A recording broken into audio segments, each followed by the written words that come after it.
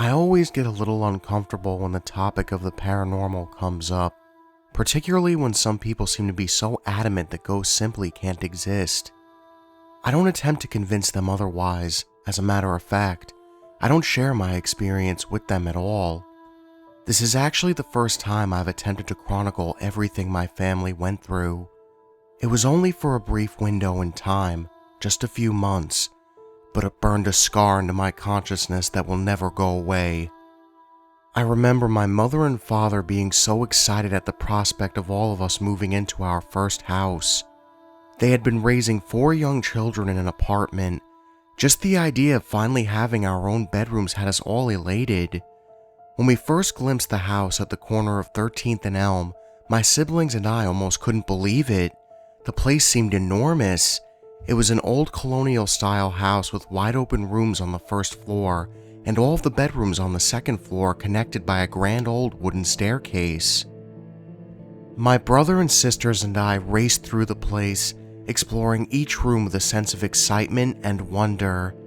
It was my brother Tommy who first noticed the door in the corner of the kitchen that led to the basement. He swung it open and he and I stood at the top of the stairs, peering down for a few moments. We carefully descended down into the basement, unsure of what we would find.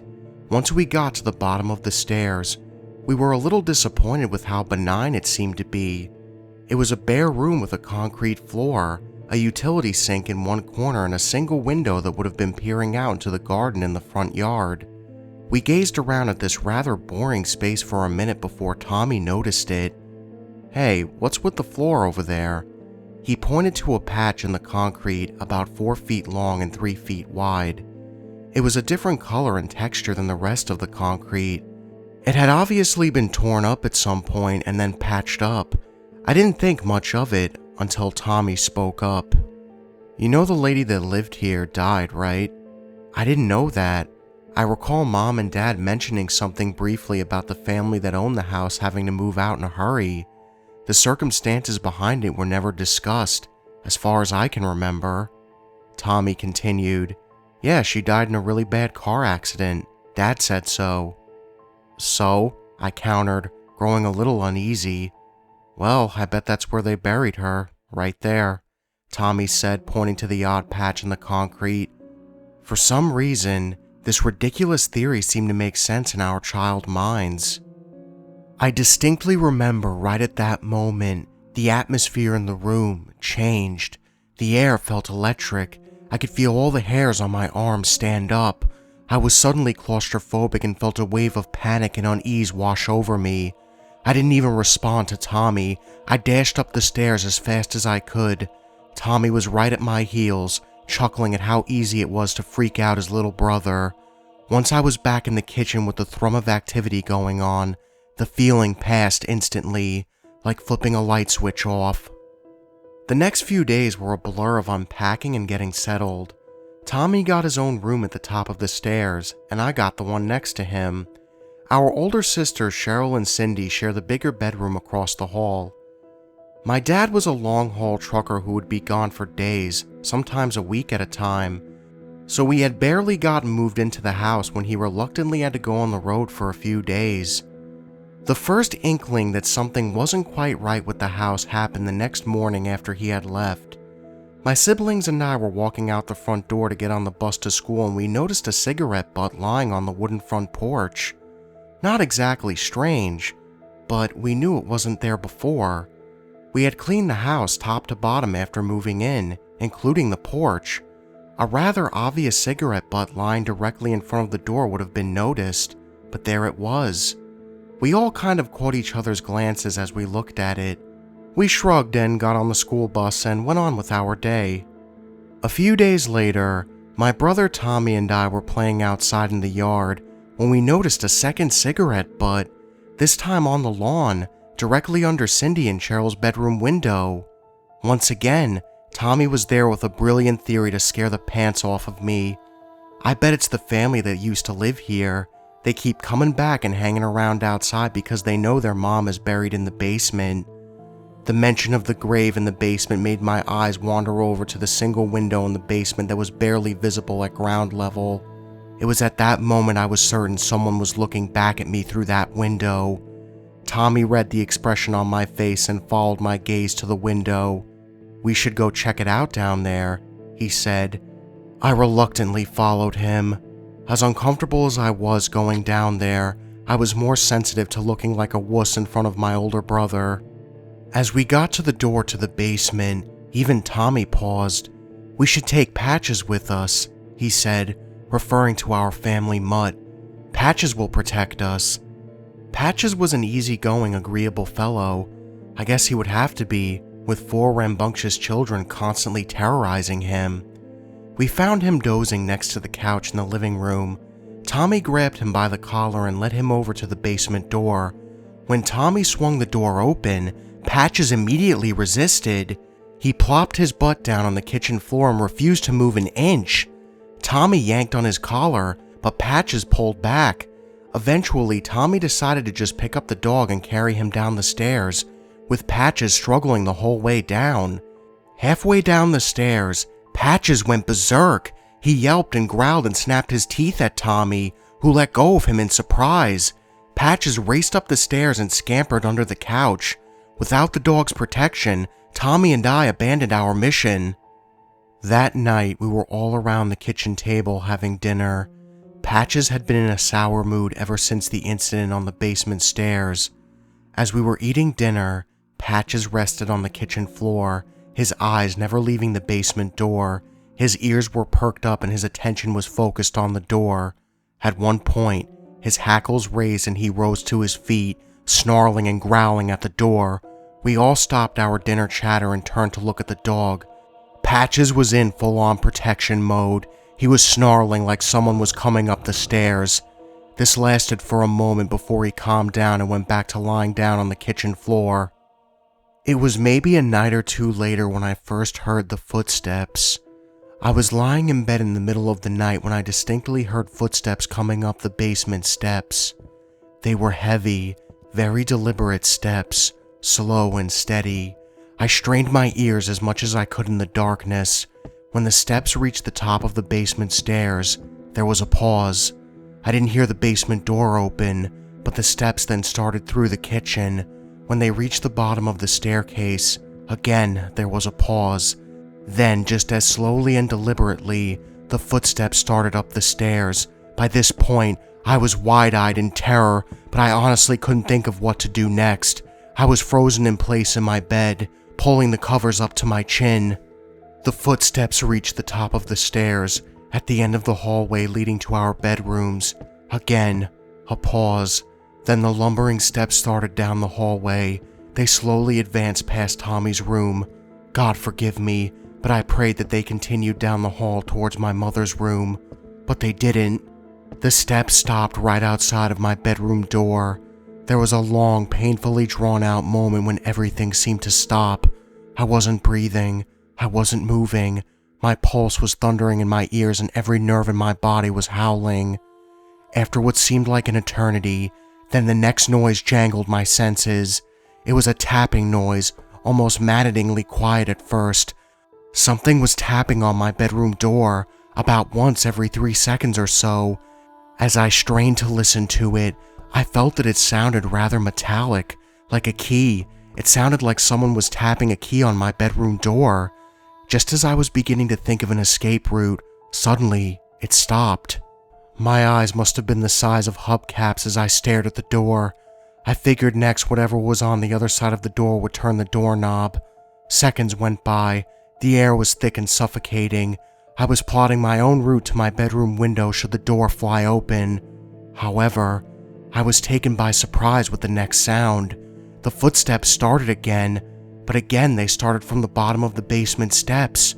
What the hell? How on earth did this thing get back down to the basement without me hearing it? It was at this point that I had had enough. I jumped out of my bed, threw open my door and raced to my mother's bedroom. When I entered her room and flipped on the light, I saw that she was sitting up in bed, completely awake and aware, her eyes wide and panicked. She had heard it too. When she saw me, she immediately tried to downplay the situation. She smoothed my hair and rubbed my back and tried to convince me I had a nightmare, but I knew better. I could see in her eyes she was unnerved as I was. It was then that I realized that whatever was in this house was terrifying my mother as much as it was terrifying me, and that made my blood run cold. My dad came home from his road trip, and for a few days, things returned to normal. My mother and I exchanged nervous glances across the table as we had dinner with my father. He was completely oblivious to the situation, and we obviously didn't know how to bring it up with him. How do you tell a burly trucker that you heard a ghost coming up the basement steps? Eventually, he had to go out on the road again. I could sense the tension in my mother as she helped him pack up for the next road trip. She tried to play it off with us kids, but I knew better. I was dreading what was coming next as much as she was. The first night home without my father seemed to be uneventful. I was uneasy and slept fitfully that whole night, but nothing of importance happened. At least, not for me. The next morning at the breakfast table, I noticed my sister Shell seemed to be a little unkept. She was normally annoying, bubbly, and vibrant in the morning, but this morning, she seemed a little disheveled. Eventually, she turned to my mother. "Thanks for closing my window last night, Mom. The rain would have ruined everything." My mother blinked for a moment while holding the coffee pot. "What are you talking about, Cheryl?" Cheryl seemed a little confused. "Mom, you came into my room last night and shut my window, remember?" My mother was now more than a little disturbed. "No, Cheryl, I didn't come into your room. What do you mean?" Cheryl was now frustrated. She started using that tone that preteen girls use when condescending to their mothers. "Mom, I woke up last night because it was thundering and raining outside. You were standing next to my window, and you closed it and then walked out. I remember because your white nightgown was flapping in the breeze coming through the window." The color drained out of my mother's face, and the lines around her mouth suddenly became very pronounced. I had never seen her looking so old. "Dear, I don't have a white nightgown. You know my nightgown is red. You know that. You know that, Cheryl." After a very uncomfortable few moments, my mother regained her composure and suddenly switched gears. "You had a dream, honey. It was just a dream." Confused and frustrated, Cheryl was now defiant. "No, that wasn't a dream, Mom. My window was open when I went to bed, and it was closed in the morning. You closed it. Why don't you remember?" My mother was flustered. Her cheeks burned red and she stared at the kitchen table. Her head jerked up and she looked at the clock on the kitchen wall. "Oh, you're running late, dear. Get ready for school." A few days later, Tommy and I were raising hell outside in the yard again. We came around the corner of the house and stopped in our tracks. An old tricycle that had been out in our backyard was sitting there, directly underneath Cindy and Cheryl's bedroom window. On closer inspection, we noticed that the seat of the tricycle was bent slightly, as if someone very big and heavy had been standing on the top of the seat. There was also not one, but 2 cigarette butts lying on the ground next to the trike. Eventually, Tommy stated the obvious. Was a guy standing on this to look in Cheryl's window? I didn't answer. I picked up the tricycle and whipped it as far as my little frame would allow back into our backyard. Tommy looked at me for a moment with a puzzled look on his face, but he let the moment pass and we went back to playing. A couple of days passed with relatively little happening, but one morning, it was Tommy who came to the breakfast table looking haggard. I questioned him about what was going on, but he waved me off. His eyes kept darting around the kitchen table as if he was looking for someone who was missing. Eventually, our mother joined us at the table and Tommy spoke up. "Mom, did Dad get back last night?" Our mother looked dazed for a second. No, honey. Daddy didn't come home yet. Why did you ask?" Tommy furrowed his brow and looked down into a cereal bowl for a long moment. He leveled his eyes at our mother and said, But he came in my room last night." I was getting all too familiar with the unnerved look that swept across my mother's face. She pursed her lips for a moment before croaking, "Did you have a dream last night, Tommy?" Tommy sighed and shook his head. He seemed far too world-weary for a boy his age. "Mom, you know I sleep with the radio on next to my bed, right?" My mother nodded her head very slowly and deliberately, her eyes never leaving Tommy's. The lines around her mouth became very pronounced again. Tommy continued, Well, last night I woke up because the radio dial was spinning up and down, like someone was looking for a radio station. I sat up and looked, and Dad was standing next to my bed, fiddling with the radio dial. There was a long moment of silence as my mother stared at Tommy. Her lips were pursed tight as if she had tasted something sour. Eventually, she broke the silence. Was that it? Was there anything else, Tommy? Tommy looked more baffled than ever. He gave the room another scan, as if he couldn't believe that our father would come around the corner at any moment. Well, I talked to him, Tommy said. Mom's eyebrows went up. Oh? She said. Did he say anything back? No, Tommy responded. I said hi, Daddy, but he didn't say anything back. He just turned around and walked out of the room, and I went back to sleep. Our mother stared at Tommy for an uncomfortably long moment. This was the first time I noticed gray streaks hanging down in her brunette hair. In a moment, she suddenly snapped back to her normal self. Her face brightened and she said, "It was just a dream, baby. You were dreaming. Don't worry about it." Tommy wasn't as convinced. He frowned deeply as he turned back to his cereal. The rest of us were mostly silent as we finished our breakfast and went off to school. The footsteps hadn't stopped in the meantime. The pattern would always repeat. The footsteps would lumber up the basement steps, then up the stairwell, and then stop outside of my bedroom door, and then it would start tapping on the door. It would tap for a while, and then the pattern would repeat, back from the bottom of the basement steps. As routine as it became, I couldn't get used to it. I was as terrified on the 10th night as I was on the first. I was convinced that whatever was tapping on the door would burst in eventually. It was almost more maddening to me that it never did. It just kept repeating on the same damned loop, over and over again. For how long? Was it doing it even when I wasn't home? One afternoon I had dozed off on the couch in the living room while watching my after-school cartoons. I started groggily coming to a bit when I became aware of a presence within the room with me.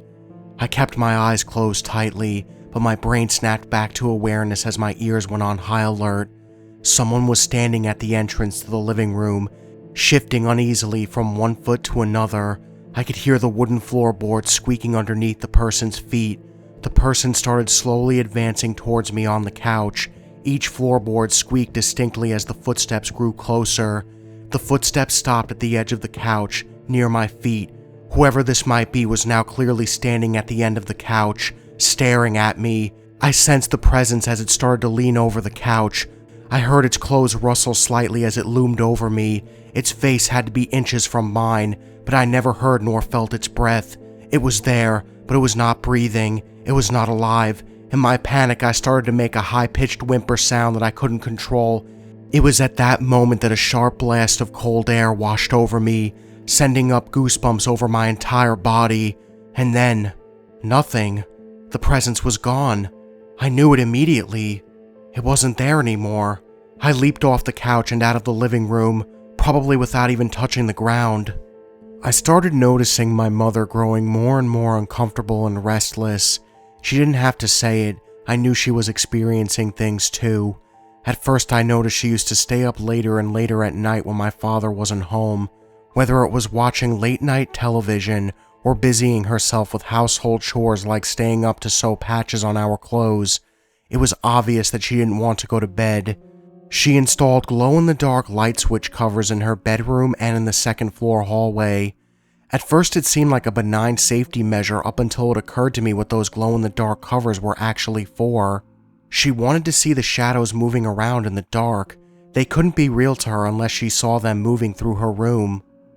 Things came to a head one night, which ended up being our last night alone in the house. My father was again gone on a road trip. We were all huddled in the living room watching television with my mother. It was late, but not terribly late, maybe 10 o'clock or so. Suddenly, a very heavy mood enveloped the room. We all sensed it immediately.